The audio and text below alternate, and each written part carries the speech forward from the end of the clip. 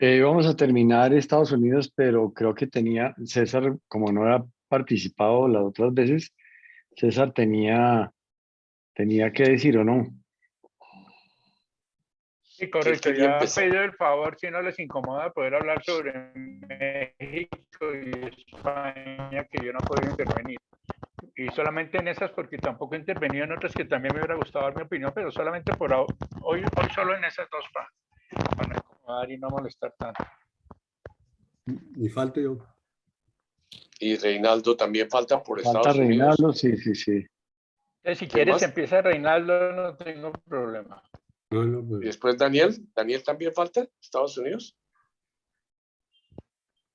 está Daniel. calladito, calladito, Daniel. Se puso en mudo. Pero no será el voto de silencio que Daniel, Será el voto de silencio, sí. Daniel, te preguntaba que si tú habías hecho ya Estados Unidos. Creo que No, no.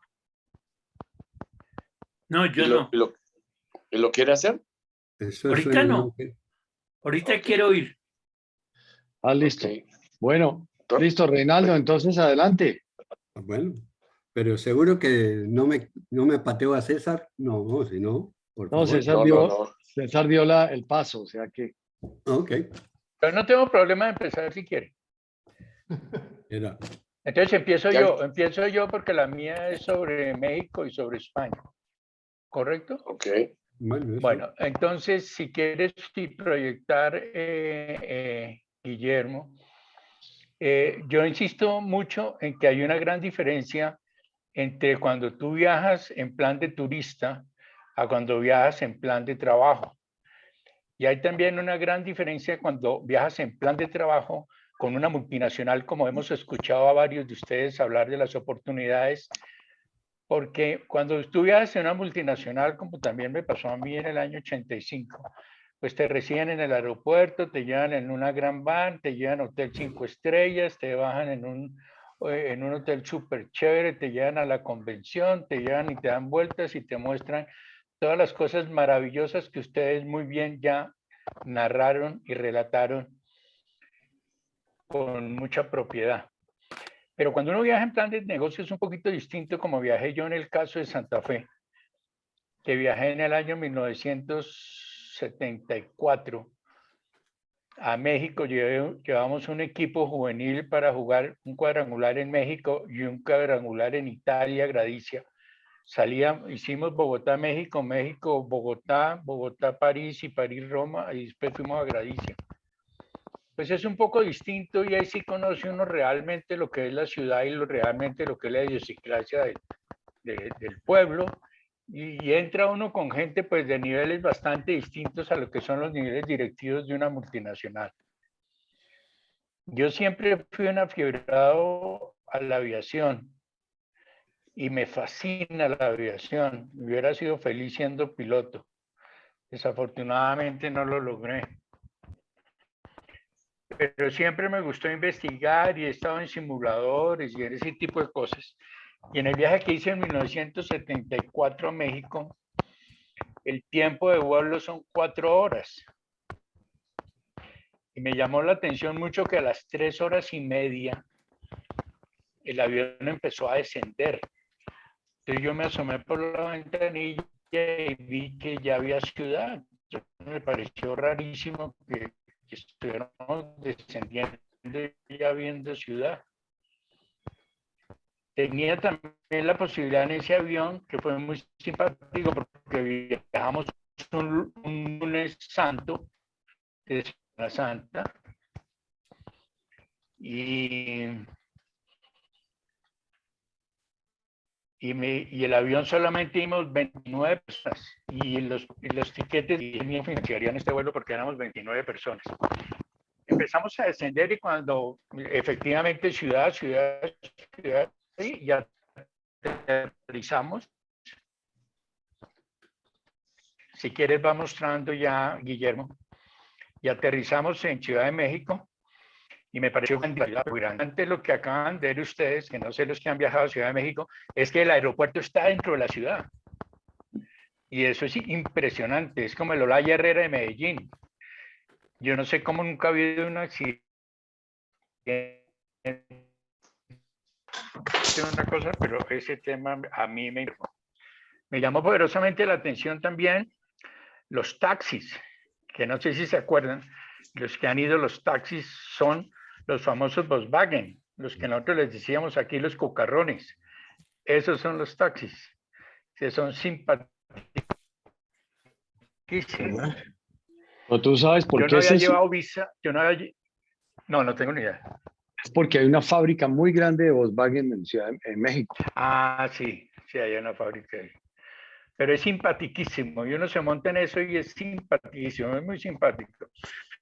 Yo no tenía visa para Europa cuando viajé a México y saqué la visa allá en México y fue facilísimo, y entonces me metí dentro de la ciudad, cogí ese taxi, la polución es salvaje, el tráfico es salvaje, los carros son, mejor dicho, hagan de cuenta Bogotá hoy.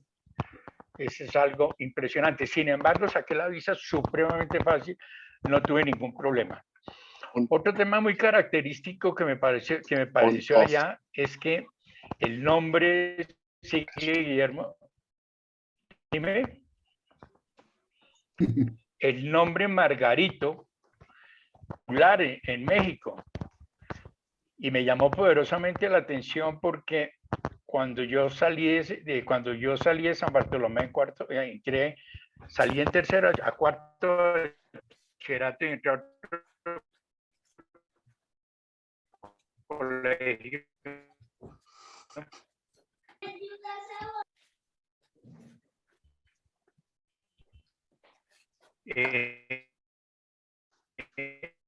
Entré a un colegio se llamaba Aldazangón y era de costeños. Que era un colegio bastante complicado, porque yo me bañaba y me cambiaba todos los días, no por la connotación. Entonces me pareció simpaticísimo porque el nombre Margarito allá sí es supremamente popular, ante todo en el nivel medio, no tanto como en el nivel alto. Continúa. Mi función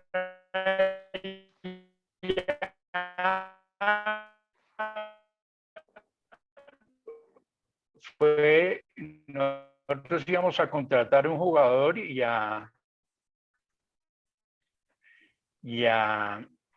estuvimos en el Estadio Azteca y ustedes, locura de estadio. Caben 100,000 personas. Y yo me subí hasta el último el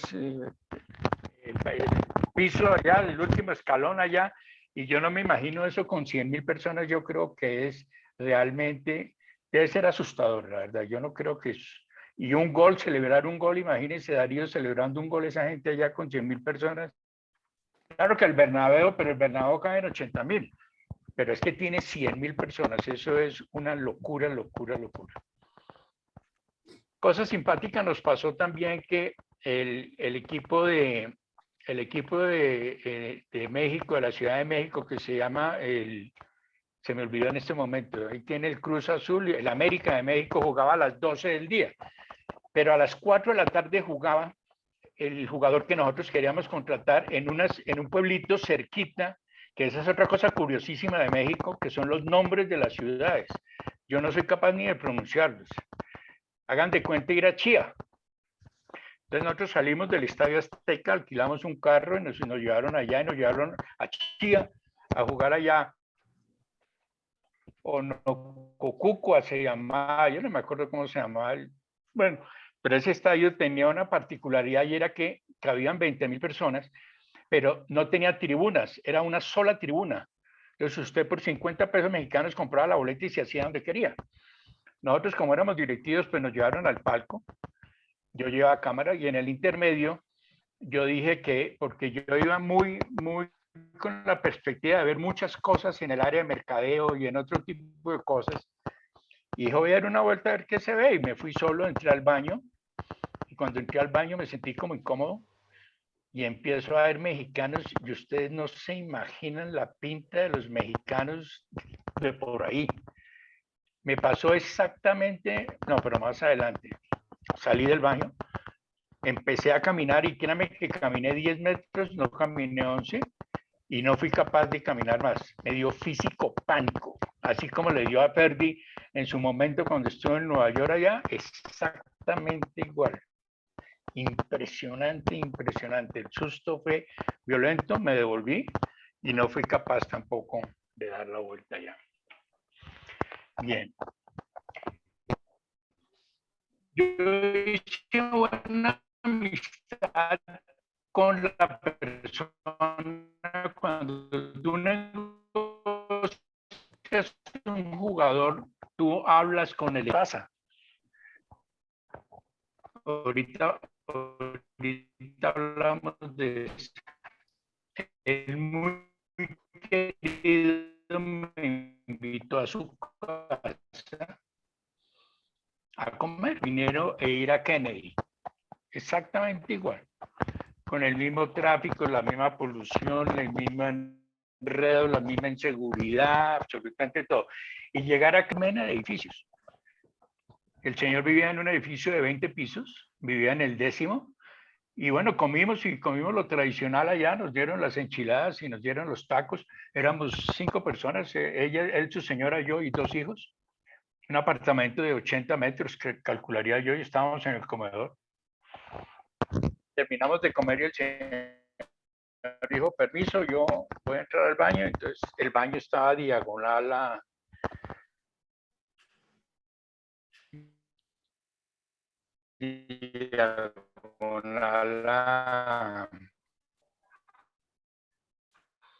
al comedor. Y eso era torpedo va y torpedo viene, y yo, pues claro, yo me congestioné todo, me perturbé todo, yo hablaba duro, tosía, hacía escándalo, y ellos totalmente tranquilos. Gracias a Dios no duró mucho, pasó el tema, seguimos hablando, y cuando abre esa puerta de esa puerta, fue peor que los ruidos que ustedes. Pero cosa curiosa, también las personas siguieron hablando como la verdad no.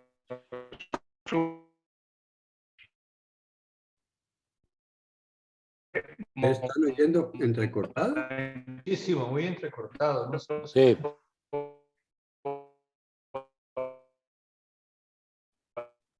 Yo pensé que era el único que no oía bien. No, todos parece. César, estás con problemas de internet. César. Está hablando con letra pegada. César. Ya. Me estaban acusando a mí de borracho, pero creo que él es otro. No, yo sí no estoy borracho, pero creo que sí tengo problemas de internet. Terrible. Sí. Me perdí todo el problema antisocial del señor que fue al baño. yo me lo imaginé. Yo perfectamente, pero ya lo que calculé es que es un señor muy pedante. Entonces sí entendí, y oloroso, pero entonces sí entendió bien. Yo alcancé a oler. Bueno, sígame. Pues créame que fue por ahí fue mi gran angustia que sucedió. ¿Sí? Bueno, y por último, pues quise ir a visitar la Plaza Garibaldi, que me parecía que pues hablaban mucho de ellos, y la verdad me llevé la mayor decepción del mundo, pero la mayor decepción del mundo, porque me pareció terrible. Quien haya ido podrá dar fe de lo que yo estoy diciendo. Me pareció como cuando uno va a Chapinero a conseguir los mariachis allá para traerlos, pero terrible me pareció. La verdad no me pareció nada agradable la famosa Plaza Garibaldi. Pero, César, eso lo han cambiado mucho. Yo tenía la misma impresión de la Plaza Garibaldi. Yo te estoy hablando del año 94. Claro. Y la última vez que fui me llevaron está muy controlado por el tema y muy remozado por el tema del turismo. Ok, yo estuve muy de malas porque me pareció terrible, No, era espantoso. Sí, era espantoso. Haga de cuenta ir a los que estudiamos en San Bartolomé la Merced, donde nos dejaba el trolley. Haga de cuenta un sitio así muy parecido a eso. Fue una decepción bastante grande. Bueno, yo estuve en el 2018 allá, en el 2018 en la Plaza Garibaldi, y nos dijeron, tiene que ir en taxi y volver en taxi. Usted no puede llegar solo a la Plaza Garibaldi. Y si sale, tiene que hay policías montados que lo acompañan a uno hasta el taxi. Esa es la situación allá. A mí no me tocó eso, pero esa fue la sensación que tuve, fue bastante desagradable. Eso es frente a la ciudad de México. Pero si tú vas a Cancún, como a Acapulco, como hemos tenido oportunidad de hacerlo, pues es otra cosa totalmente distinta, ¿no? La característica que a mí me parece de Cancún y Acapulco, pues es, los que han tenido oportunidad de ver, es que la mayoría de los empleados no son mexicanos, son centroamericanos o mucho paisa. Hay muchísimo, pero muchísimo paisa. No sé si les ha tocado eso, pero eso me pareció curioso. Bueno, esas son mis experiencias en Ciudad de México. Si quiere, le doy la palabra a Reinaldo para que yo siga después con España. Como quieras. Sí, hable, Reinaldo. Vale, Reinaldo. Espero que yo sí no enmudezca ni vaya con las palabras enredadas. No tengo ninguna imagen, así de que apelo a su imaginación para ir llenando esto con alguna idea. Mi experiencia de haber vivido y de estar viviendo en Estados Unidos, que me hace muy parecido a Darío. Considero a Estados Unidos como una segunda patria porque vivo en ella por más de 11 años y porque exigencias circunstanciales tuve que adoptar la ciudadanía estadounidense. Mi contacto con la cultura norteamericana comenzó muy temprano, cuando mis padres me pusieron en colegio bilingüe en Barranquilla, en Bogotá y en Cali. Crecí hablando los dos idiomas, entendiendo y participando mucho en la cultura juvenil de este país, pues había suficientes niños norteamericanos que vivían su cultura dentro del ambiente del colegio. De esa manera me socializaron a la música moderna de Estados Unidos, sus expresiones sobre multitud de temas juveniles, su estilo informal de vida y a la manera de vestirse del momento. Adicionalmente, tuve la oportunidad de cursar el penúltimo año de secundaria en un colegio de jesuitas en San José, California, donde quedé enamorado de la literatura mundial con énfasis en la inglesa. Terminé el high school en Cali en el año 1962. Cuando entré en el noviciado, muy pronto mi familiaridad con el inglés y mis falencias con el castellano me ganaron el cariñoso apodo de El Gringo. Era el único que había ahí con esas cualidades. Cuando, estando en filosofía y en magisterio, tuve la oportunidad de hacer 3 seminarios internacionales en comunicación en la Universidad de Syracuse, Nueva York. Cursé los estudios de Communication Arts en la Universidad de Cornell, Nueva York, en 1972, cuando obtuve una maestría. Allí aprendí a hacer investigación sistemática, buscar evidencias, recoger datos, organizarlos y finalmente presentarlos en una tesis de grado sobre la televisión infantil con una muestra de 3 meses grabados, con los contenidos explícitos e implícitos desmenuzados por categorías y frecuencias para descubrir patrones de aculturización a valores defendidos en ese momento por la cultura norteamericana. Al salirme de la compañía fui a París, donde obtuve el doctorado en el École des Hautes Études en Sciences Sociales, que fue una combinación de comunicación y sociología. Tuve la suerte de estudiar en ese momento con Armand Martellat, muy conocido en Latinoamérica por su libro de análisis crítico del Pato Donald. Allí refiné mi capacidad de análisis de campos diversos sobre la comunicación masiva, la sociología, la economía y la psicología. La tesis de grado se convirtió en texto sobre la historia de la radiodifusión en Colombia para las universidades de Bogotá que enseñaban comunicación. Después trabajé 25 años con una ONG norteamericana. Se llamaba Academy for Educational Development, en proyectos de salud pública orientados a la enseñanza de descuidados maternos e infantiles con poblaciones rurales en 5 países latinoamericanos como director de dichos proyectos. Después fui consultor en esas mismas áreas en 6 países en el Medio Oriente y en Asia Menor. Viví 12 años en Virginia, donde se graduaron mis 2 hijos, que hoy viven y trabajan en este país como profesionales de éxito. Después me fui a vivir 12 años a Belice como pionero de la fe Bahá'í.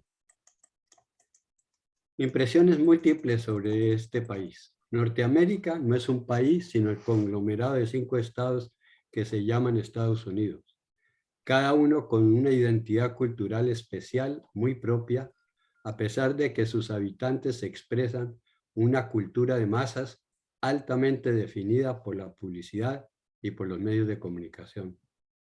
Es un caldero de etnias y culturas que conviven en relativa aceptación, demostrando que es posible que se den en muchos otros países, en otras partes del mundo, con mezclas similares.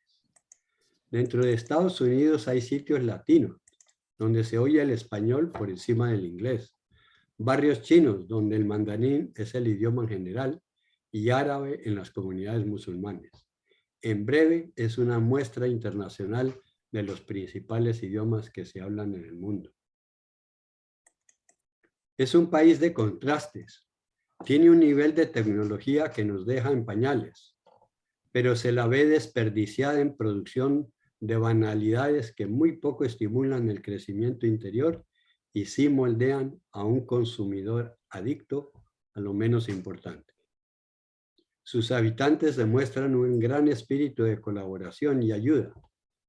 Sin embargo, su población de marginados sociales son demasiados para el nivel de riqueza nacional que tanto se pregona que el sistema ofrece.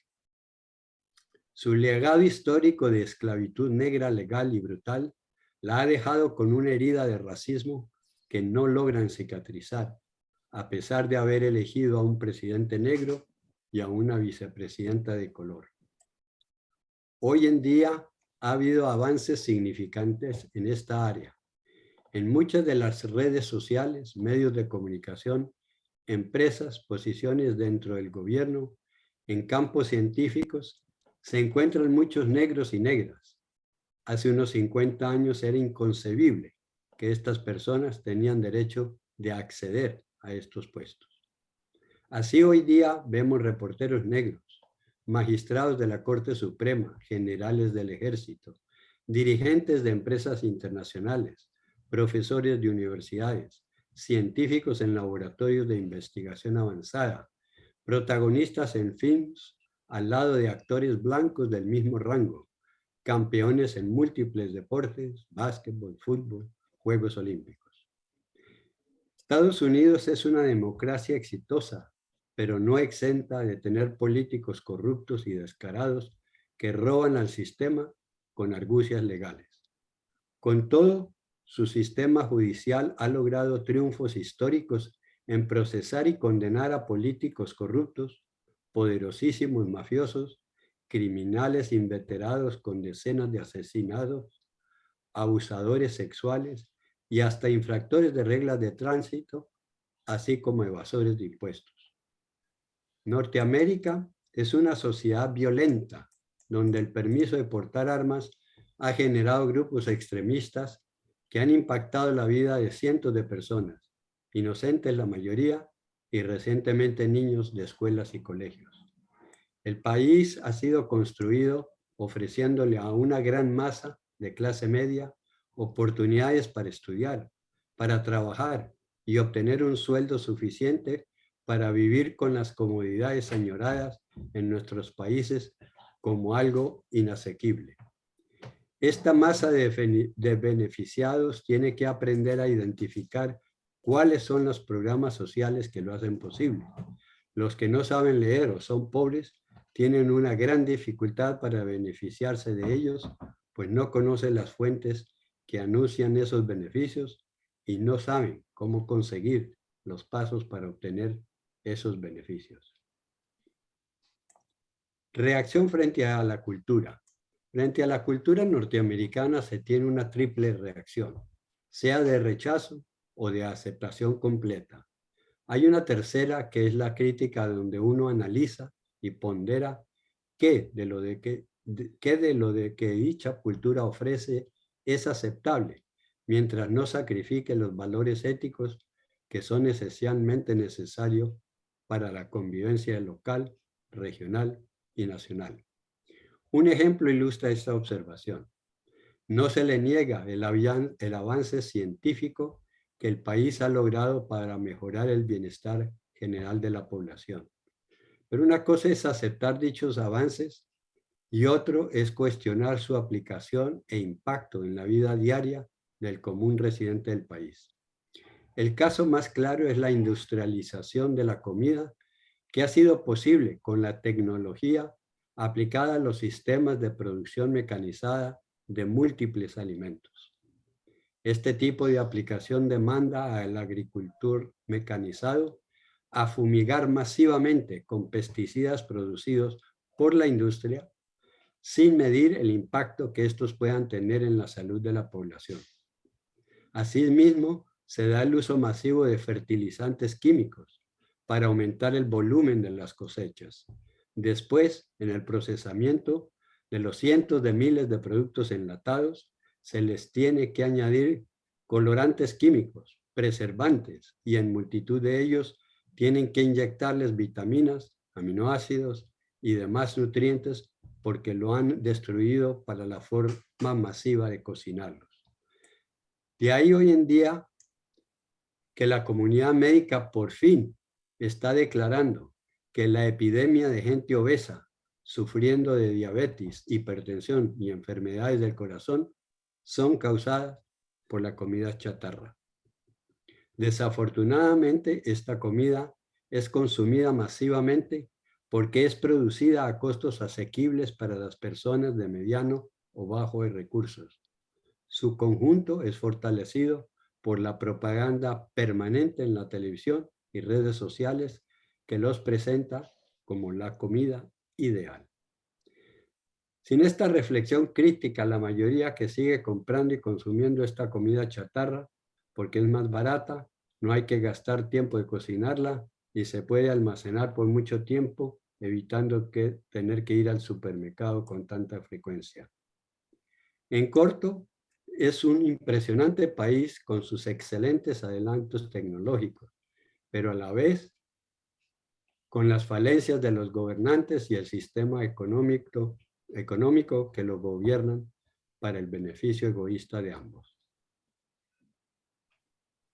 Maravilla, oiga. Bien. Qué cosa tan completa, Reinaldo. Realmente Muy bien. Mira, excelente. Muy bueno. no en vano hemos vivido aquí lo que hemos vivido. Sí. Excelente. Brillante. Hola Marcelino, hola brillante. Pedrito. ¿Qué tal? Excelente. Qué bien. Eso lo tenemos que publicar, Reinaldo. Ese escrito me parece muy completo, muy válido y creo que muy ilustrativo para muchas personas. De manera que a nombre del grupo de Jesuitas en Tertulia te lo pedimos para el blog. Ok, con mayor gusto.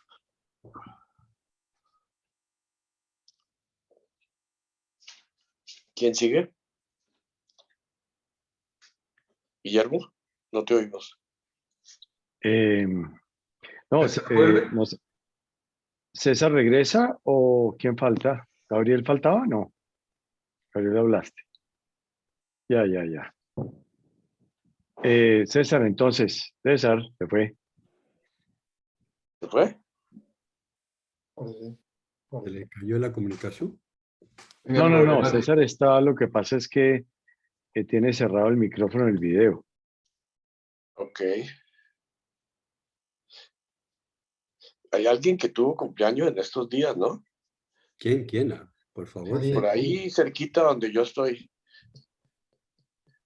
En Madrid, ¿no fue? Pedrito. Sí. ¿Qué va, hombre? Si yo ya, como decía que ya no cumplo años, ya cumplo siglos.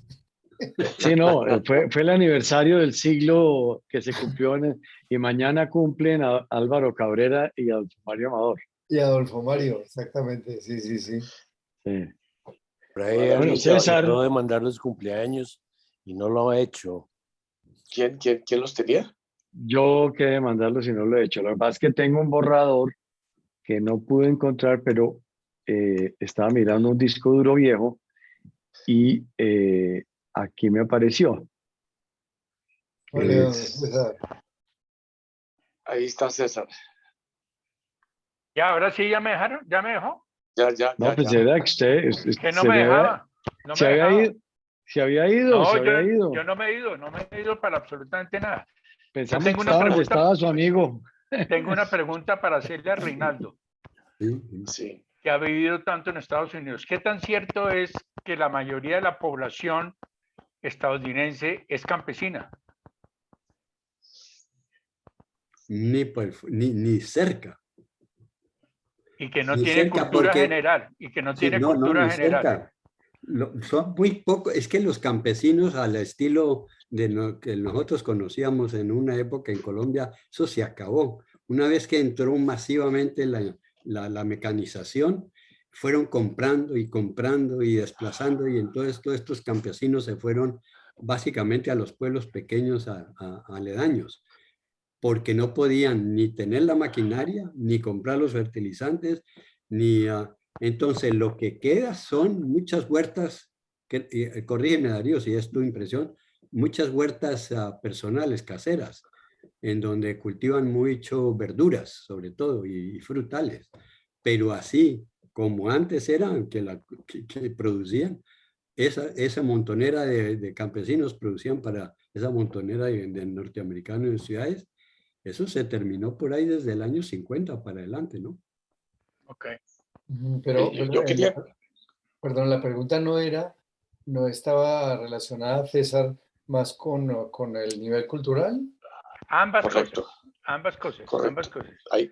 Ahí mi impresión, y tratando de completar lo que dice Reinaldo, yo pienso que sí hay una población grande que yo no llamaría campesina, es población que vivió de la agricultura muchísimo, especialmente lo que llaman en Estados Unidos el Midwest, estados de la mitad de los Estados Unidos desde arriba hasta abajo, es decir, desde el límite con Canadá hasta el sur, que no están ni en la costa este ni en la costa oeste, que para mí es donde está el mayor desarrollo y tecnología en las ciudades de la costa este y la costa oeste, pero en la mitad, el Midwest que llaman aquí, sí es lo que yo diría una tendencia de baja educación y por eso es tan fácil y de mucho radicalismo, en mi opinión,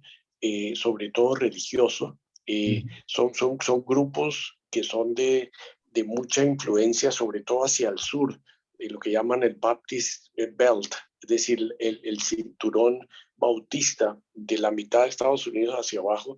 Son poblaciones de color, son poblaciones campesinas que vivieron de la agricultura, que fueron poderosos, pero que poco a poco están siendo desplazados por minorías, por los mexicanos que llegan, los hondureños, todos los centroamericanos que llegan a trabajar la tierra y que no lo hacen los americanos.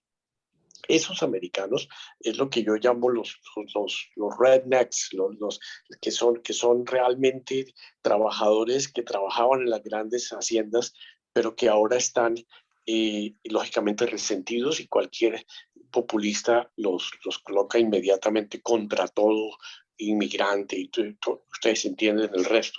Esa es mi percepción. Hay un Midwest de arriba a abajo en los Estados Unidos que es bastante campesino desde el punto de vista, no que le falte nada, No. pero sí son más ignorantes, y que trabajaron la tierra antes, pero que fueron desplazados, como dice Reinaldo, por toda la técnica agrícola y que pues viven en pueblitos y con manera de ver la vida bastante atrasada, en mi opinión. Pues, Y- y yo, Entonces, yo sí, quisiera simplemente agregar algo. La impresión que tengo, ¿no? Obviamente sí, ustedes han vivido mucho más años allí, es que no hay cultura de cultura. Es decir, que eso. aquí como la cultura básica es la productividad, el conseguir, pues esas cosas, se pierden una cantidad de cosas. La falta de conocimiento de la geografía, de la identidad de del resto de países del mundo, de otras culturas es impresionante, impresionante.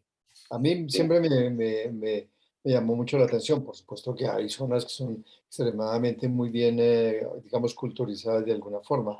Pero digamos, no solamente por el Midwest, sino por la media, por la mediana que se puede medir en los Estados Unidos, el nivel del conocimiento de lo que es el mundo, digamos, se disminuyó mucho cuando ellos comenzaron a The A Number One, que pensaban que era todo porque tenían las mejores armas, la mejor tecnología, toda esa cantidad de cosas.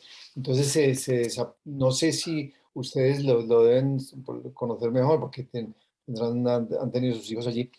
El problema de la educación en los Estados Unidos está en todas las películas, en todas las cosas, pero digamos el contenido que entiendo yo en los niveles básicos de la educación no son muy buenos en ese sentido. Tal así que se puede decir que es un país que tiene también una brecha enorme entre las grandes tecnologías y grandes logros en ese sentido, pero que la gente corriente no se entera de nada. Y si tú recibes a unos gringos, se sorprenden de todo, de alguna cantidad de cosas que no conocen. Yo no sé si tienen ustedes esa misma impresión. Totalmente, totalmente, Pedro. Y me encanta que hayas traído ese punto porque el estudio de la cultura americana, ciertamente el nivel de educación es bajísimo.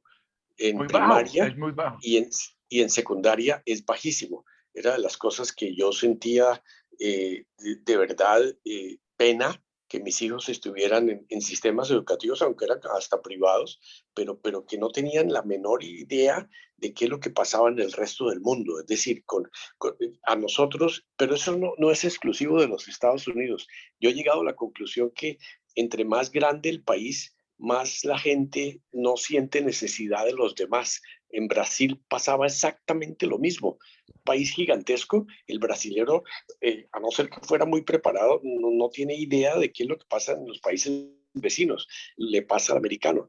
El americano medio no tiene idea de la situación que pasa entre sus vecinos y sabe que los mexicanitos están ahí, pero el resto para ellos son gente que ni idea, y muchísimo menos de que ganaron la guerra mundial y cosas por el estilo. Eso para una élite gobernante, pero el medio no tiene idea de qué está pasando en el resto del mundo y eso es terrible. Eso es terrible, que no pasa en nuestros países, no pasa en Europa, no pasa, pienso que ni en Europa ni en nuestros países latinoamericanos pasa eso. Es Es un correcto. buen comentario. Sí, Sí, sí, yo, digamos, en ese sentido me llama la atención también que Es correcto. perdón, que se nota, digamos, en general en todos los niveles. La parte que está arriba, las universidades grandes, toda esa cantidad de cosas, las universidades fenomenales es lo primero. Pero yo creo que esto también es una cosa que tiene que ver con la historia relativamente reciente, quiero decir, de un siglo de los Estados Unidos, en el sentido en que ujú, el americano tiene un fervor, como ustedes lo han descrito muy bien, por su país, por la defensa, por la unión, por una cantidad de cosas así, pero a veces no se mira realmente al espejo porque no tiene referencias. Si ustedes se ponen a mirar cuántos filósofos hay que hayan tenido premios mayores en los Estados Unidos, es que Americanos.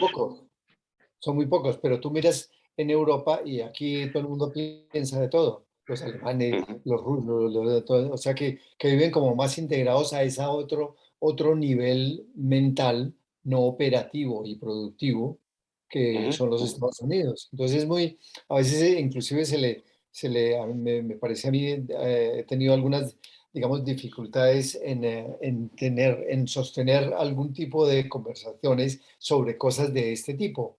¿sabes? Porque son todo operativo, no tengo, el coche, el carro, toda esa cantidad de cosas. Le toca a uno girarse en esa forma, ¿no? De entrar con ellos en esa forma. Tengo familia allí tengo con hijos, sobrinos, tengo todos, pero es muy igual, inclusive los hijos de mis hermanas que están allí son muy americanos, y muy Sí, americanos estoy incluyendo eso, que les cuenta uno algo y se sorprenden o no saben, o pregunta uno algo y sí, tampoco, no, es ese tipo de impresión. Obviamente esto es una cosa muy personal, pero de pronto ustedes la sí, pueden compartir. Hay un, totalmente. hay Esa era mi otro, percepción. Sigue, hay sigue, Reinaldo. otro Reinaldo. factor adicional interesante a lo que mencionaba Darío, y es el siguiente.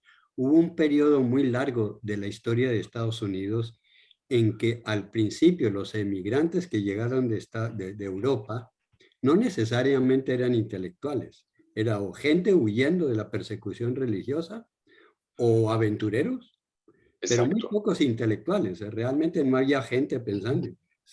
claro. Hasta la Constitución de Estados Unidos, ahí no había mucha gente pensante. Cuando se dieron cuenta después de la independencia de la enormidad de ese país, cuando abrieron la frontera para ir al oeste, se comenzaron realmente a dar cuenta de que tenían mucho para hacer dentro del país para preocuparse. Las comunicaciones con el exterior y con Europa, muy tenues, muy tenues. Entonces, se creó una masa de individuos conquistadores, self-made man, esa era la filosofía práctica, que se esforzaba mucho por triunfar en la vida en las cosas prácticas de la Ujú. tecnología o de la Los conquista inventos, sí. del oeste. Entonces, por ese sistemático crecimiento así, no sentían necesidad de enterarse del resto del mundo. De acuerdo, de Fue acuerdo. consolidándose Estados Unidos como el gran país. Realmente ellos vienen a tener contacto con fuera del resto del mundo en la Primera Guerra Mundial. Antes de eso, muy poco realmente. Pero Tenían, con todo, era vale, el influjo permanente de emigrantes que venían atraídos por los que ya estaban viviendo ahí. Pero de nuevo, no eran necesariamente la masa de emigrantes pensantes, sino más bien de los que querían ir a buscar la oportunidad de estar en un país donde había oportunidades de hacer plata o de tener un medio de vida bastante más aceptable que en Europa. La otra cosa que me parece que no tuvo la riqueza de Europa, Europa siendo una región de países pequeños, no tuvo alternativa sino desarrollarse en contacto con los demás. Entonces, encontrar un europeo que habla 3 idiomas es la cosa más natural y más normal del mundo. Uno que habla 6 idiomas es uno que se ha promovido en las esferas ya de la intelectualidad o de la practicidad porque necesita el idioma para sobrevivir a su nivel de profesional. Entonces, esa falta de comunicación realmente con la gente pensante como en Europa, que eran los que dirigían, pues, por lo menos el pensamiento europeo, eso no se dio en Estados Unidos, sino tardíamente, después de los 1800. Y Antes, Rey- antes sigue, Reinaldo, sigue, sigue. no, simplemente eso. Antes era realmente el esfuerzo colectivo de hacer de Estados Unidos el país que era, el gran país de las oportunidades. Y ahí es cuando comienzan a aparecer las universidades. Estados Unidos no tiene inicio de universidades hasta 1800 tantos. En ese momento es solo para los hombres. La mujer no entra en la universidad sino hasta 1915-20. Entonces, Y obviamente, hay una entonces, cosa importante, obviamente, la sigue. desventaja con Europa es evidente en ese sentido. No tenían por qué preocuparse por la parte filosófica, ni por la parte de literatura, ni la parte de historia, porque ya esas generaciones estaban tan alejados de esa realidad histórica que se vive allá. No tenían la cultura visible de todos los días, las catedrales, los puentes, las cosas tan impresionantes que Europa en ese entonces hizo. Entonces, obviamente, el desconocimiento del resto del mundo era aceptable y no necesario. Sí. Entonces, cuando comienza Estados Unidos realmente a darse cuenta que hay otro mundo es cuando aparece la industria del turismo. Antes, Pero hay una cosa, Reinaldo, que yo quería añadir, perdónenme. sí, no. Creo que todo este proceso que dices es muy verdadero cuando Estados Unidos comienza la revolución industrial. Sí. Es decir, cuando aparece la locomotora, cuando Sí, aparece sí. el teléfono, los grandes inventos que se dieron para conquistar todo ese mundo desconocido de hacer cosas y crear cosas nuevas, ahí se vuelve tan poderoso que es capaz de derrotar a los alemanes, la Primera Guerra Mundial, después la Segunda, y ahí es donde se vuelve el imperio del poder, pero es el poder económico, la invención, el desarrollo, la tecnología, sin el soporte y la profundidad filosófica que encontramos lógicamente en Europa o en el resto del mundo, ¿no es cierto? Pero me parece excelente este análisis y no sé si estamos prolongándonos sobre este tema, Guillermo, pero creo que vale la pena. No, me parece, vale la pena. O sea, y yo tengo un comentario además, y es, yo viví en donde, como mencionaba Darío y Reinaldo, en el Midwest. Yo viví en el Snow Belt, o sea, en Columbus, Ohio. Y efectivamente, de esto estamos hablando del año 80, 81, pero lo que sí se sentía y se siente mucho es que el famoso campesino dejó de ser campesino. Exacto. ¿Sí? Dejó de ser campesino porque ahora pues los hijos tienen otras proyecciones y se fueron de las casas. ¿Sí? Eso. Hay una cuestión muy curiosa, es que Ohio es un estado en donde hay mucho petróleo. Entonces es muy simpático ver una maquinita de petróleo chiquita en cada casa sacando 5, 6, 7 barriles y van y venden los barriles. Y eso lo siguen manejando los abuelos. Eso ya a los muchachos no les interesa, ¿sí? Eso es una cosa. Y el otro comentario es, yo viví 2 años en Columbus, Ohio, y yo tenía compañeros de la universidad en donde perfectamente podía yo pasar todos los días de la carrera sentado al lado del tipo y el tipo pasaba por la calle y nadie me saludaba. La discriminación hacia los extranjeros y especialmente hacia los latinos era fuerte. Ya cuando yo fui profesor de la universidad, ya me empezaron a tener un poquito de respeto, ¿sí? Pero solamente hasta ese momento, sí, que ya nos dieron estatus de profesores y demás, pero de verdad la discriminación es fuerte, la siente uno muy fuerte.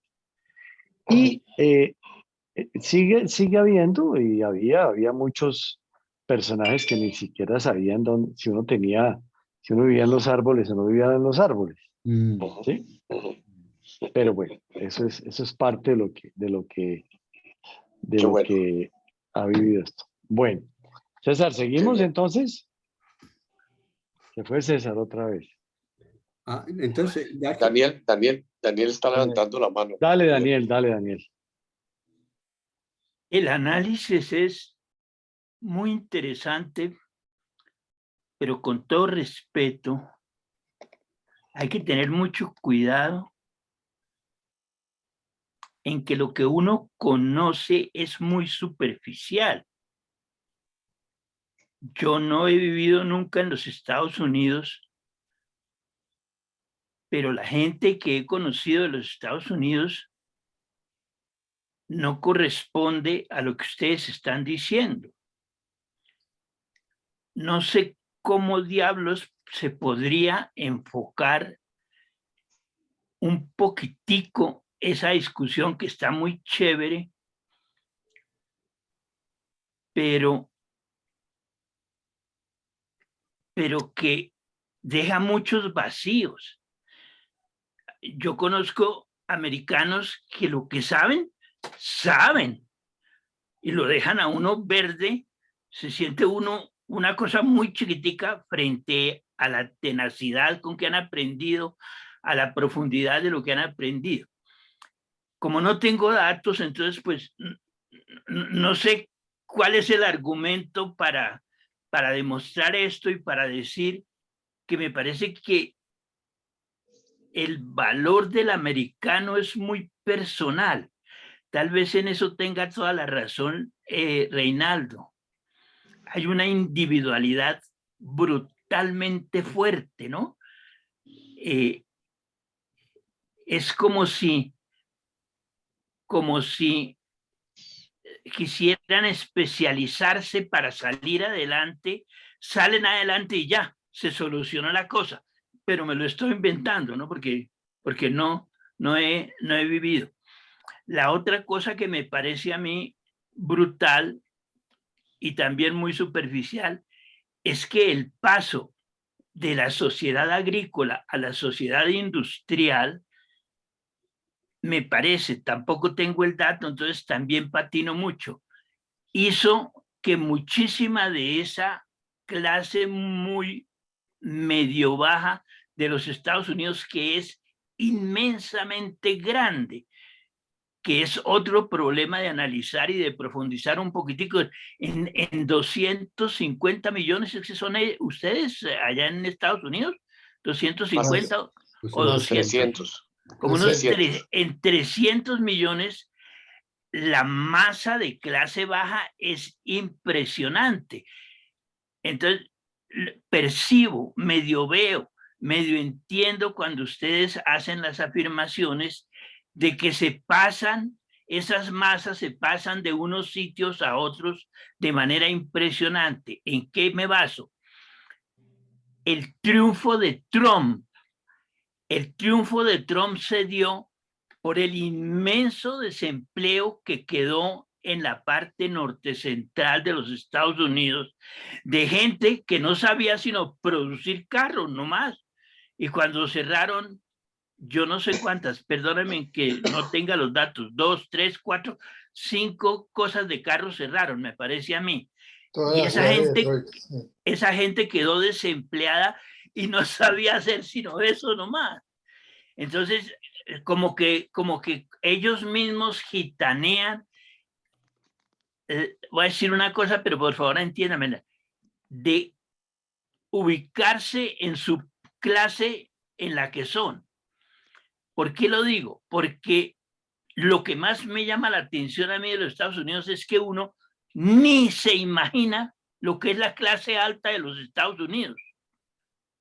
Nosotros somos unos pobres imbéciles que, perdón, me estoy hablando de mí, ¿no? No de usted, ni más faltaba. Perdón. Aclaración me gustó. Yo soy un pobre imbécil que con mucha pedantería creo pertenecer a la clase alta de Colombia. Creo que sí estoy ubicado en la clase alta de Colombia. Y llego a los Estados Unidos y la clase alta de los Estados Unidos es impenetrable. Eso sin romperme ni mancharme. Les doy una anécdota personal para profundizar un poquitico. Para el 2006 o 2007, el condado de Miami-Dade inauguró una cosa que me parece a mí se replica mucho en las ciudades indistintamente. Precisamente, Darío, me acabas de mandar el que conociste, el Centro Cultural de Calatrava que diseñó Calatrava allá en Valencia, que es una hermosura de centro cultural. Son 2 o 4 teatros y plazas, etcétera, etcétera. En el condado, en los Estados Unidos, casi todas las ciudades lo tienen, ¿no? Más grande, más chiquito, pero lo tienen. Y me llamó terriblemente la atención que cuando en el 2006 o 2005 o 2004 inauguraron el del condado Dade, que no tenía. Como ustedes saben, Miami tiene 3 condados. Dade, Fort Lauderdale y West Palm Beach. Broward. Sí. Fort Lauderdale y West Palm Beach ya tenían su centro cultural muy chévere y Dade no. Para el 2006, que da risa, ¿no? Porque eso fue ayer. Pues inauguraron estos centro comercial y aquí va mi anécdota. hubo una avalancha de espectáculos especialmente traídos del mundo para inaugurar ese bendito centro. Precioso, les quedó muy, muy lindo. Son tres bloques, cada uno especializado en cosas, teatro, ópera, artes gráficas, etcétera, etcétera.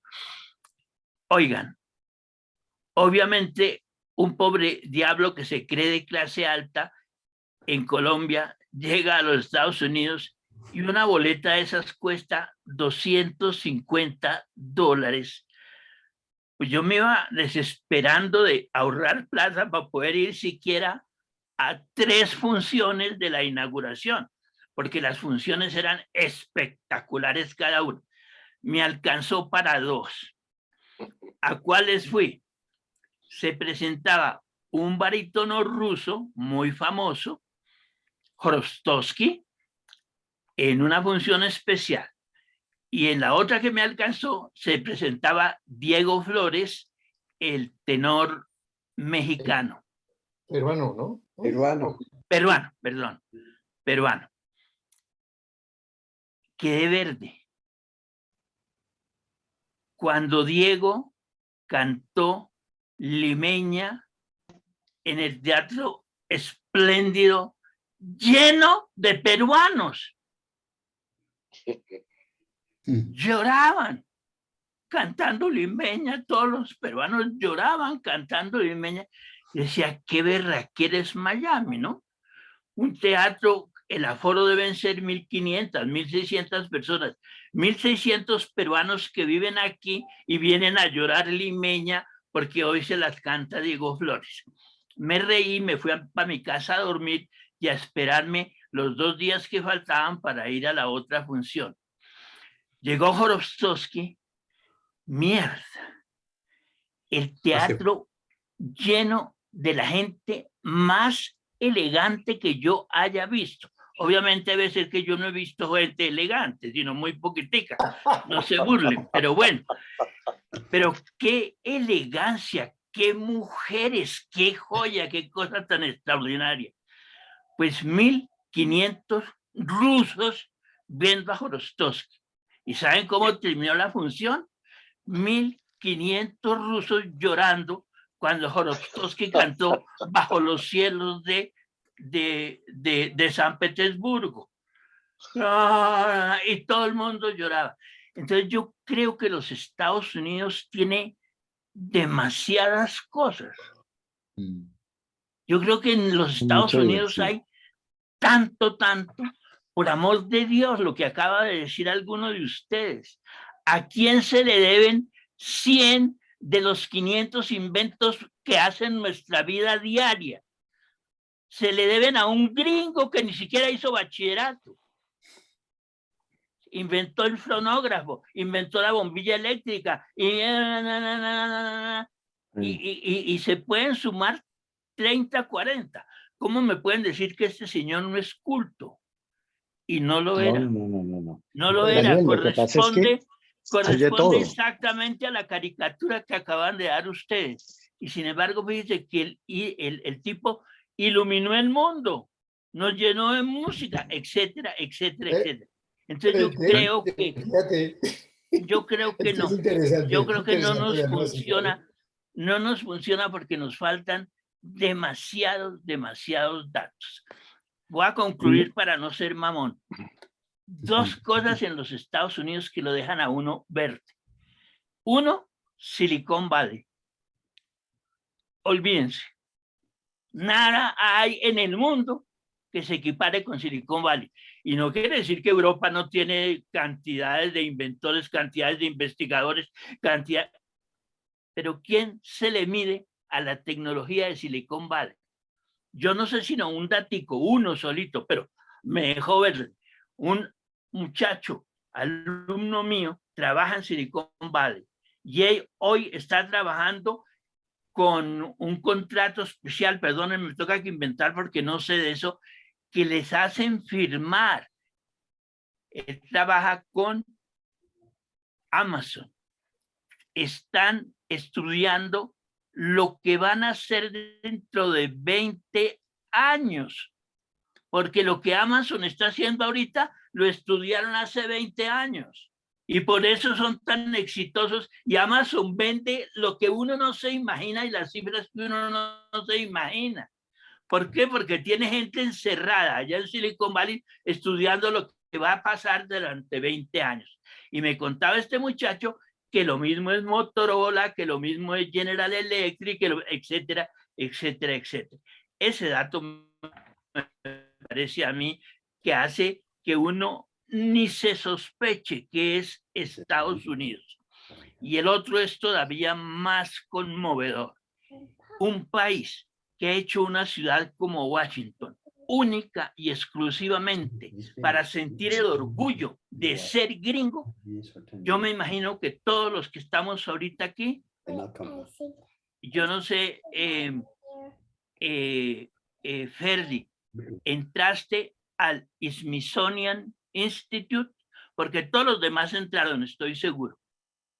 ¿Cierto que sí? Claro. Sí, entra uno al Smithsonian y queda verde. El orgullo de los Estados Unidos desde que llegó el Mayflower a las costas a la costa del Atlántico y de en adelante, todo lo que ha hecho los Estados Unidos por el mundo. Y son cantidades de vainas espectaculares, espectaculares. ¿Y qué tal, unido ahí al Smithsonian, la Biblioteca del Congreso? No sé si por ley, pero me parece que es por ley. Cualquier cosa que se publique, inmediatamente compran 2 ejemplares en la Biblioteca del Congreso. Y en la Biblioteca del Congreso está todo lo que hay en el mundo en este momento, está en la Biblioteca del Congreso de los Estados Unidos. Perdónenme, pero creo que nos quedamos muy cortos analizando los Estados Unidos. Perdonen si hablé mucho. No, Daniel, yo quiero hacer un Buenísimo. comentario al respecto y es, tú tienes razón en todo eso. ¿Por qué razón? Porque estábamos hablando del Midwest y de la forma de la cultura. Yo trabajé 20 años en multinacionales. IBM tiene la mayor cantidad de patentes, se inventó el código de barras, se inventó el tema, fueron líderes en inteligencia artificial. Hoy están haciendo liderazgo sobre almacenamiento de información en átomos. Entonces, en eso tienes toda la razón. Lo que pasa es que yo creo que estábamos en 2 partes de la conversación. IBM, yo trabajé con Hewlett Packard, IBM, Compaq, Teradata. Entonces, hay todos esos aspectos porque pues en 200 millones de 500 millones, no sé cuántos hay hoy en día. Hay demasiado. De todo. Hay ignorantes hasta para regalar, ¿sí? Exacto. Hay por eso. medio yo creo que sabiondos para regalar. Y hay científicos a lo que da el tejo también. Claro. Sí, yo creo que el tema no era solamente todo lo que dice Daniel me parece que es muy válido y Guillermo, pero hay un tema que era lo que estábamos analizando, la perspectiva de cada uno desde el punto de vista cultural, ¿no es cierto? ¿Qué significa la cultura, las variedades de personas, los pensamientos de las cosas? Es decir, nadie niega los éxitos que tiene los Estados Unidos, cada uno lo ve de una manera diferente. No creo que ninguno pueda tener la visión total, pero sí es una cantidad de cosas supremamente positivas que nadie la niega, pero con una serie de dificultades como toda cultura tiene, de seguir creciendo y con retos que también los tiene. Es decir, desconocer que Estados Unidos pasa por una crisis hoy bastante grande, es tapar el sol con las manos, ¿no es cierto? Es decir, es una cultura que tiene muchos éxitos, que tiene muchos desafíos y que en mi opinión empieza a mostrar señales de cierta decadencia. Y eso es un factor que es importante porque, es decir, si una decadencia de los Estados Unidos va a impactar el resto del mundo, ciertamente. Lo que yo mencioné en mi presentación del temor que tengo de la polarización que tiene este país, la división que está mostrando, la radicalización de ciertas posiciones, es un desafío tremendo que va a tener repercusiones muy grandes, en mi opinión. pero evidentemente sin desconocer todos los éxitos que tiene y las posibilidades. Nada más. Y los recursos, Darío, y la mano de recursos que utilizan de una manera tan favorable a lo que precisamente puede ser su propia decadencia, que es el consumo. El consumo en los Estados Unidos. Y yo creo que se va a repetir, Darío, lo que le pasó a Roma, ¿no? Pero bueno, sí. pero eso es un poquito complicado. Pero los recursos sí quiero anotarlo de lo que tú acabas de decir. Este suéter que yo tengo, que es de un cachemir finísimo, cuesta $350 en los Estados Unidos. Entra uno a Saks Avenue y ve el suéter y queda uno verde. Perdónenme que estoy hablando muy personalmente, ¿no? Entro a Saks Avenue y veo el suéter de 350 y quedé verde, ¿no? ¡Jueputa! $350. Llego a donde mis amigos míos allá de Miami y les cuento, acabo de ver un suéter que me dejó con dolor de estómago, $350. Y me dice mi amiga Sara, que se murió ahorita en la pandemia, se murió, me dijo, camine Daniel. Y me cogió Sara y me llevó a Marshall. Sí, lo encuentran por 40. $90 el suéter. El mismo suéter que la clase media en los Estados Unidos puede comprar por $90, la clase alta la compra por $250. Por amor de Dios, los recursos de los gringos son infinitos y caerán caerán en el consumismo o no caerán, no lo sabemos, pero solo en 200 años. Es que los países de Europa, huevito, los países de Europa tienen 2000 años. París tiene 1200 años de vida. Madrid tiene 1000 no sé cuántos años de vida. Londres tiene 2400 años de vida. Nueva York tiene 150 nomás. No, eso es inconcebible. Pero el tema no puede ser más apasionante, ¿no? Qué cosa tan deliciosa. Qué ejercicio tan delicioso, por Dios. Es verdad. Podríamos añadirle, para completar el panorama en lo que acabas de decir, Daniel, y lo que acaba de decir Darío. Lo que sí me parece que está ocurriendo, y eso lo estamos casi viviendo diariamente, es que Estados Unidos en ese crecimiento desmesurado en la parte tecnológica y en la parte de producción de múltiples cosas, ha creado paralelamente una cultura de un consumismo absolutamente absurdo, pero absurdo. Y lo vivo aquí en esta casa donde vivo. En Colombia, nosotros hubo épocas en donde lavábamos los frascos y los utilizábamos para otra cosa, ¿no es cierto? Frascos de plástico o frascos de vidrio. Hoy en día aquí terminas eso y ya, caneca. Y dele, y bote, y bote. Pero el frasco no, el celular. También, sí, claro. también. Claro. Entonces, ese consumismo es al precio internacional, de que los recursos internacionales del mundo, este país los está acabando a una velocidad impresionante, absolutamente impresionante, porque la forma de pensar es consumo para ser feliz. Y entre más consumo, supuestamente soy más feliz, y que no es verdad.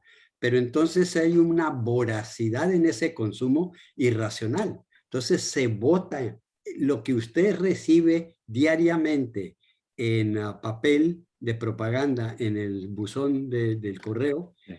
Es absurdo, absurdo, porque inmediatamente eso lo botas. ¿Cuánto papel y tinta se necesita para producir esa propaganda que la pueden meter en todos los buzones de un barrio? Una montonera. ¿Pero para qué? para que la gente siga pensando que tiene que gastar, endeudarse. Entonces la racionalidad de vida se vuelve un absurdo. Verdaderamente, todos lo sacrificas por tener cosas. Cosas Reinaldo, que disfrutas y las botas con cualquier tontería de rasguño, te deshaces de ella para comprar una nueva. así es, así es. Y Un ahí va temita que me donde va parece, la crisis. sí, yo quería hacer una última anotación que me parece muy importante en este tema. Yo estoy en este momento en Europa hace casi 3 semanas. Me he dado cuenta de una cosa impresionante. En todos los países, España y Portugal, el sistema de salud que tiene España y que tiene Portugal, que es absolutamente fantástico. Es decir, es una salud pública que todo el mundo tiene derecho, que si tú quieres privada, corrígeme Pedro si es correcto o no, pagas 100 euros y tienes una privada Claro, una perfectamente, aseguradora privada, sí. una aseguradora privada. Mire, esto en comparación con Estados Unidos Eso es es espectacular, extraordinario. espectacular. Al punto que me tienen pensando decir, debo vivir en Estados Unidos o en Europa por simplemente el costo de la salud, ¿ah? Porque, porque a pesar de tener yo seguro digamos, de jubilación, Medicare, pero por ejemplo, Pilar paga un costo de seguro que es absolutamente escandaloso para una persona. Es decir, si ustedes supieran que en Estados Unidos cualquier persona que no tenga seguro, pues lógicamente no puede estar porque los costos son absolutamente bárbaros, pero Pilar pagaba 800 o 900 dólares por mes por tener un seguro. Eso es absurdo, eso es absurdo. Y uno dice, ¿qué es esto? Y la industria médica, de lo que hablaba Reinaldo, de la comida, de todas las cosas, está hecha para facturar y facturar y facturar. Y tú vas al médico y si no tienes nada, pero te manda 3 o 4 exámenes para estar tranquilo porque está facturando, facturando, facturando, facturando. En España lo que me decía alguien es, aquí el médico te examina para curarte, no para facturar. Y no le interesa realmente facturar demasiado porque él mismo no factura, ¿no? Es decir, Pedro, corrígeme si esto es verdad, no hay un interés por estar encontrándole más enfermedades a la gente, que es una sensación que se tiene en los Estados Unidos. ¿Es correcto, Pedro? Correcto, así es. Y la Así es, avalo, la avalo, la avalo completamente, sí. No, la idea es que es universal, ¿sabes? La sanidad pública es universal. Obviamente, en la medida en que se sobredimensiona la sanidad pública, pues necesita que entren elementos privados para hacer un equilibrio. Y eso Ujú. es lo que en sanidad, la parte sanitaria, lo que es la ingeniería, de eso es lo que se busca aquí en Europa, que es lo más razonable, que es lo que de alguna forma en la época de Obama creo que ya estaban tratando de promocionarlo ampliando y creo que lo que hizo Sí, fue ampliar también un elemento importante, pero claro, cuando le cogen a uno el hacer una sanidad universal para 300 millones, claro, ya va uno despacio, ya va muy quedado, porque aquí, por sí. ejemplo, en España específicamente, todo el país, en donde quiera que tengas que vayas a tener algún accidente o alguna cosa, hay un hospital público que te atiende, te recibe, no tiene ningún elemento así de especial y sobre todo si es algo de emergencia, te lo solucionan sí o sí. Hace unos 4 o 6 años hubo un problema muy importante y era que, por ejemplo, en los británicos que tenían el NHS más atascado y más desordenado y más olvidado que un demonio, se fracturaban, cogían un avión y se venían para España. Y en España lo recibían como un paciente que se fracturó y le hacían todo el tratamiento. Y hasta que se dieron Claro, cuenta de que había mucho, se estaba drenando mucha patología que venía la gente, se venía y al estar en España. ¿Por qué? Porque España simplemente cuando tiene eso, tiene una fracción de obligación dentro del sistema de salud en donde tienen que hacerle algo al paciente, tienen que verlo y todas esas bien, cosas. Y en los Estados Unidos, si no tienes la tarjeta de crédito y bien gordita en ningún hospital estás jodido. Jodido del todo. Sí, sí. Corríjanme si en Colombia las EPS tienen ese nivel de escándalo o es bastante mejor. Yo doy mi testimonio de mí. Eso. Yo no tengo seguro. Yo no sabía que tenía EPS. Yo no me había enfermado nunca. Y me agarró la terroneira terrible porque tuve un problema de tensión alta. Y no tenía nada. Mi sobrina, que trabajaba en el departamento de personal del Ecopetrol, miró y encontró mi cédula en la nueva EPS. ¿Por qué?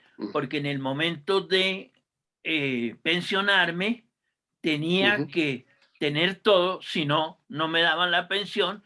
Entonces, de alguna manera, debió rellenarse todo y yo quedé en esa EPS. Hoy tengo cardiólogo, me ve cada 4 o 6 meses. Médico de familia general, me revisa cada 2 meses. Para el oído tengo otorrina y para la vista tengo otra vieja simpática y querida. Las dos son súper amables conmigo y las dos dicen que yo soy un magnífico paciente. Ya me dieron mi cosa para el oído izquierdo, pero resulta que el oído izquierdo lo tengo casi nulo, no sirve para un culo esa vaina del oído izquierdo. Entonces me dijo que me esperara un mes y que ella me da la orden para que la EPS me dé el oído derecho. El juego de los dos por fuera me costaría, en un sitio barato me costaría algo así como 1.000.000 y un poquito. Y en un sitio más elegante me costaría 2.200.000. El que ya me dieron, no me cobraron nada, y el siguiente que me van a dar, tengo que pagar la cuota mensual, que son 14.000 pesos. Pago los 14.000 pesos y me dan el nuevo. Todos los meses me dan la droga. Esa droga en la droguería cuesta aproximadamente 500.000 pesos. Me la dan y yo pago mis 14.200 pesos mensuales. Eso es fantástico. Si el mejor servicio médico del mundo no lo tiene Colombia, no sé entonces quién lo tiene. Mi cardiólogo ya me mandó al cardioinfantil. Pagué los 14.200 pesos y en el cardioinfantil me hicieron el examen más espectacular del mundo. Me dijeron que me va a morir del corazón porque me está fallando, esa es la cosa, pero que qué rico porque va a ser de un solo matracazo y total. No sé si se va a poder rapidito o se demorará más. Es una maravilla lo que tenemos aquí en Colombia, desde mi experiencia personal. Y quiero añadir otra cosa. Los enfermos joden. Jodemos. Me quedo aterrado. Joden porque los 4 médicos que me ven a mí me felicitan los 4. Me dicen que soy el único que no me queda. No, créanme que es verdad que lo voy a unir con otra cosa que quería decir hace unos días, si no la dije por dármelas de prudente. Por amor de Dios,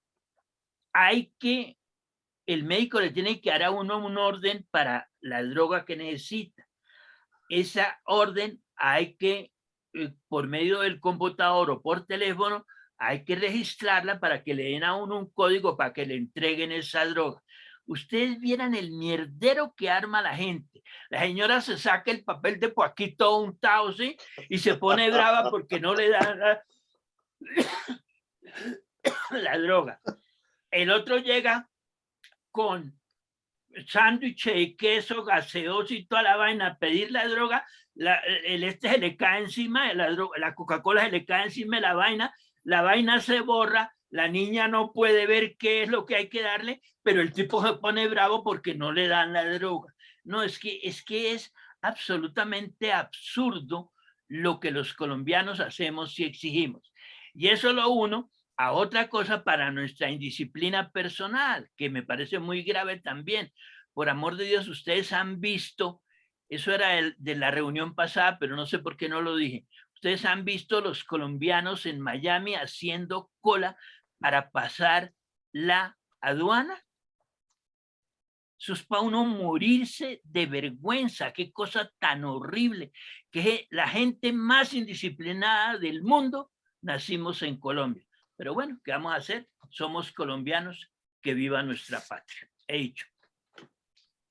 Hay una cosa muy importante ahí y es, usted ha visto la cantidad. Yo tengo un ejemplo muy claro y es que yo tengo una prima hace muchos años viviendo en Nueva York, hace 50 años, y sus hijas vienen a Colombia a hacerse las muelas, las tetas, las nalgas, todo, absolutamente todo a En Colombia. Cali. Y no, aquí en Bogotá, o sea. Pero es que en Cali es más barato, dígales, cuénteles. No, porque es que allá pagan hotel y aquí no. Entonces es absurdo. Me decía, mire, yo con lo que yo pago de pasaje, pago aquí el tratamiento de muelas, la última vez le hice el cálculo, $3,000 contra 8,000 que le costaba en Nueva York. Pero fíjense, ese es el gran escándalo de una sociedad tan poderosa, de un país tan poderoso, con un problema tan grande, porque sí ese es un problema muy serio. Es decir, los costos de la medicina, el negocio de la medicina en este país es uno de los grandes problemas que es una contradicción, lo que hablábamos, ¿no? Así como hay cosas extraordinarias, hay cosas absolutamente lamentables como es eso. Y que no son tan difíciles de solucionar. No se explica uno por qué los Estados Unidos tiene ese déficit ahí tenaz. Hombre, por el poder que tienen las farmacéuticas, por el poder que tienen el capital, digamos, de los grandes emporios de aseguradores, ¿no? Y ellos van y... O sea, que le faltó ese párrafo ayer al discurso. Definitivamente, sí. Le faltó el párrafo ese a nuestro presidente cuando habló sobre eso. Que ya me acuerdo. De las drogas, ¿no? Sí. El discurso de la ONU. Exactamente. Bueno, yo creo que de todos modos hay un poquito de sesgo, Daniel, porque tú al pertenecer a Ecopetrol perteneces a un tipo de sanidad privada que te paga una empresa. No, yo no pertenezco a Ecopetrol. No, pero ¿recuerdas tú que... Mi sobrina que trabajaba tenía la información de a dónde diablos, como soy un indisciplinado y nunca me fijé, yo no sabía de mi EPS. Entonces mi sobrina, por la información que le llegaba a ella al departamento de personal de Ecopetrol, me pudo ubicar, pero yo no soy de Ecopetrol. Correcto, todo el mundo tiene que tener EPS en Colombia, ¿no es cierto? Todo el mundo. Claro. Todo el mundo. Y nos cobran del sueldo. Nos cobran del sueldo durante toda la vida. 12%. Lo mismo que en Europa, ¿no es cierto? No, es una berraquera. Es una berraquera. Colombia es la gloria. Es algo así como el 13, algo así, pero... El 12%. El 12, bueno, el 12. Pero mientras uno está trabajando, voy a inventar, pero ustedes me corrigen, uno paga el 4 y la empresa paga el 8. O sea que durante todo el periodo laboral, las empresas me pagaron el 8 y yo solamente pagué el 4. Hoy de la pensión sí me descuentan el 12 completo. Es pero correcto. El 12 que me descuentan de la pensión es más o menos lo que la EPS me está dando a mí en drogas. Qué bien. Sí, así es. Ok. Mínimo.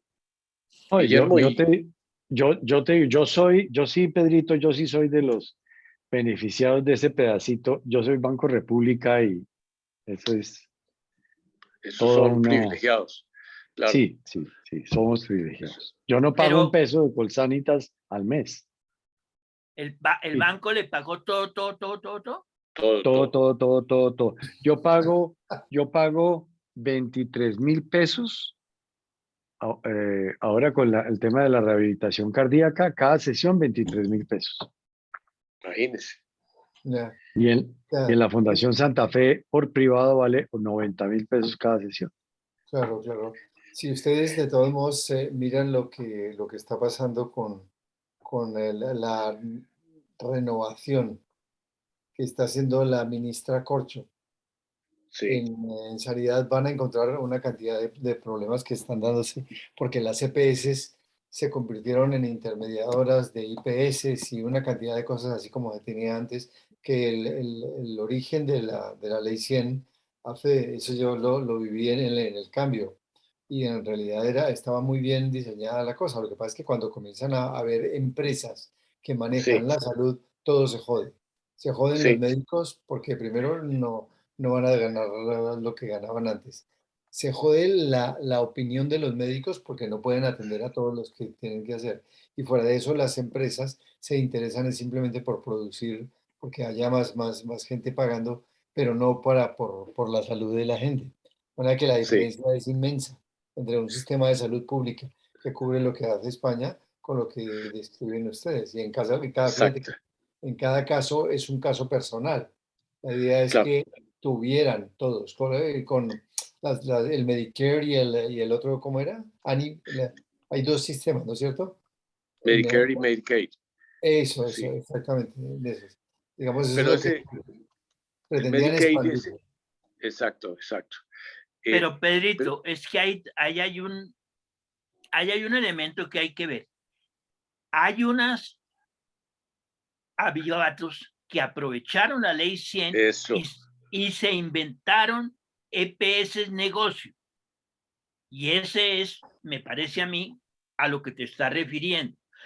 Pero el seguro social que se convirtió en nueva EPS funcionan bien y funcionan muy bien. Y como él, hay otras 3 o 4. Cafán pero- tiene una EPS que funciona muy bien porque esa no es negocio, ese es un Compensar. servicio. Hay 2 o 3 más que no soy capaz de mencionarlas. Esas no Compensar. son negocios, esas son servicios.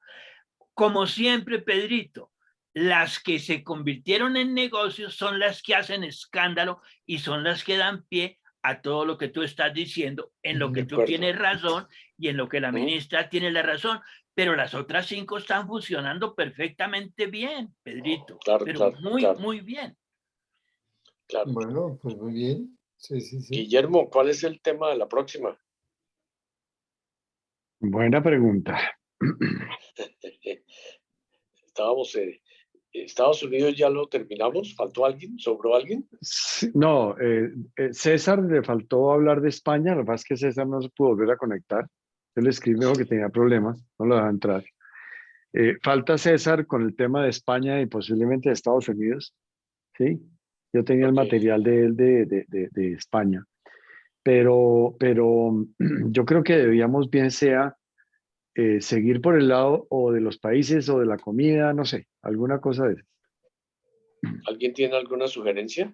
Había quedado una al aire muy buena, pero se me olvidó cuál era, creo que era de Gabriel. No, y esa ya la hicimos, de los dichos. Los dichos, sí. Bueno, y hoy ha sido un día en donde Ferdi está callado. Yo apenas he tocado los aeropuertos de Estados Unidos. Entonces, ponerme a pontificar de una región que no conozco, pues, no, yo estoy admirado Sí, de todo lo que ustedes han dicho y enriquecedor, pero realmente imposible hablar. Y tengo relaciones estupendas con jesuitas americanos con los que convivo aquí, por ejemplo, ¿no? Además tengo un sí, roce internacional, pero lo demás son apreciaciones muy subjetivas y muy anímicas, diría yo, cuando uno decía, ay, los gringos, y echar contra Estados Unidos, pero con unas ganas inmensas de ir al sueño americano, ¿no es cierto? Pero hacer un análisis como el que han hecho ustedes, pues es más enriquecedor. Pero opinar, imposible, porque ha realmente sido muy bueno. no tengo una experiencia directa y ante los argumentos de ustedes y las experiencias, sobre todo, de personas que han vivido tanto tiempo, imposible meter la cucharada porque pues quedamos como los audífonos que compró Daniel.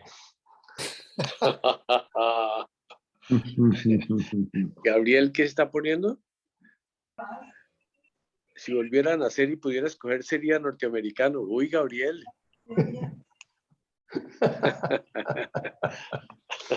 Depende en qué estatus estuvieras, ¿no?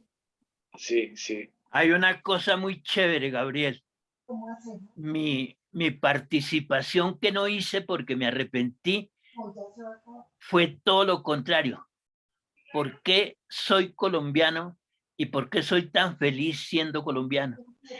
Y no me iría para perdón, no se va a ofender nadie, no me iría para el extranjero, no me iría, pero por nada de este mundo me iría, Gabriel. Soy tan feliz siendo colombiano. Entonces, mi participación iba a ser esa pregunta, Gabriel. ¿Por qué yo soy colombiano? ¿Por qué soy colombiano? ¿No me parece una pregunta súper chéverísima? Gabriel está en el voto de castidad de hoy.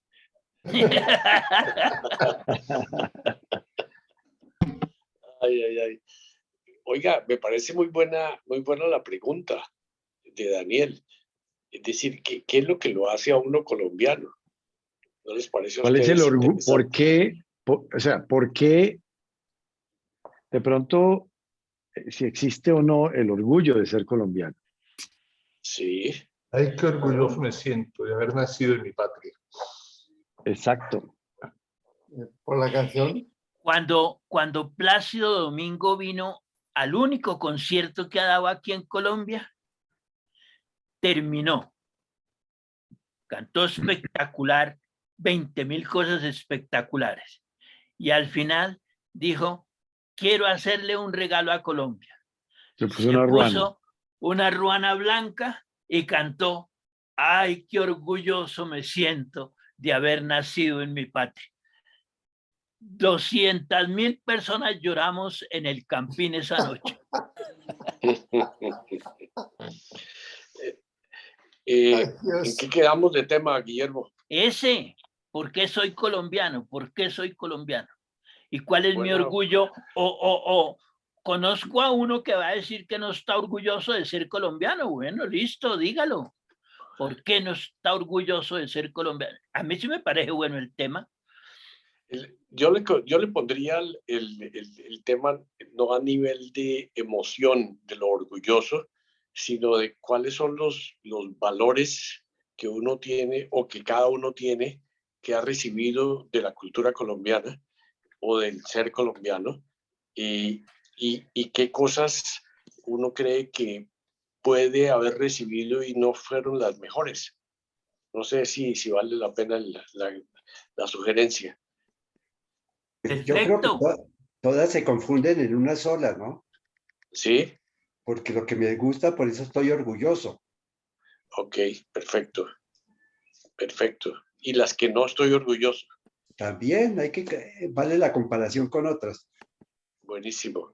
Entonces, ¿por qué estoy orgulloso y por qué no estoy orgulloso de ser colombiano? En la reunión de hoy, como al fin decidí no hablar, en la reunión de hoy me la he pasado pegando las monitas. Este es el álbum de jugadores de fútbol. Sexto. No, el sexto álbum. No, ese es el de Chocolatinas. De Chocolatina Jet. Sobre Colombia. Se llama Colombia Sorprendente. Ah, qué orgulloso me siento de mi álbum. Ya voy pegando la 254. No se imaginan, hice llorar a mi sobrina. Le regalé la número 5, que era Colombia, yo no sé qué carajos, y quedó verde la pobrecita. Bien, es tan bello lo que hace Chocolatina Jet con Colombia. Lo que pasa es que nosotros, Darío, tienes toda la razón, no sacamos los valores. ¿Cuáles son los valores? ¿Cuáles son los valores en los que nos apoyamos? Seguiré haciendo mi álbum. Les he enviado. Nos has enviado unas fotos maravillosas. Las fotos de 29 razones de por qué le gusta Colombia. Claro, buenísimo. hermoso. Buenísimo, buenísimo. Y Entonces, pueden ver Prestigio, ¿cómo se llama? La película de Walt Disney. Encanto. Encanto. Eso, Encanto, pueden ver Encanto. Encanto. Yo no la entendí, pero es muy bonita. No hay que ponerle entendimiento, hay que ponerle sentimiento. Solo corazón. Solo- Pero Marcelino, es que la de México me había dejado verde porque yo la entendí toda, porque es sobre el culto a los muertos. Uy, Claro. bellísima. Y la de ahora ya Colombia, entiendo. la de Colombia no entendí un carajo, pero bueno, que ya veremos, Yo- la volveremos yo a ver. Hoy entiendo por qué cuando Daniel habla se pone el cuadrito verde. Porque O llora. porque siempre se pone verde. Exacto. Está bien. Yo Listo. creo que hasta Gabriel lo está viendo ver. Pero usted Gabriel lo está ve viendo verde, verde. porque yo no lo veo verde. No, tú no te ves a ti mismo. Claro, eso pasa. No se deja ver de Yo nada. sí, yo me estoy viendo ahí con mi Sí, pero- ruanita, pero con mi no con el ruanita, verde. y esta es colombiana, qué orgulloso me siento de... No, mentiras, esta es peruana. Qué buena reunión, qué Yo buena saco es de reunión. Cachemir. ¿Ah? Excelente Yo reunión. saco es de Cachemir. De $350 en Saks Avenue, ¿yo? Para que sufra. La ruana su merced, ¿cuánto le costó en su tatanza? Eso, chingue. Siga con su mismo, Daniel, siga con su mismo. Con mi mismo entusiasmo, con mi mismo amor, con mi mismo... Muy bueno. Está bien. Bueno, Nos vemos muchachos. entonces. Bueno, Bueno, abrazo. señores, Buenas hablamos. noches. Un abrazo. Felicidades. Gracias. Gracias a Chao. todos. Entonces, ¿qué queda para la próxima? Eso, Esa. colombiano. El orgullo de 10 ser minutos, colombiano. 10 minutos de César para que termine y el orgullo de ser colombiano. Listo. Karen. Listo. Nos vemos. Chao. Chao, chao.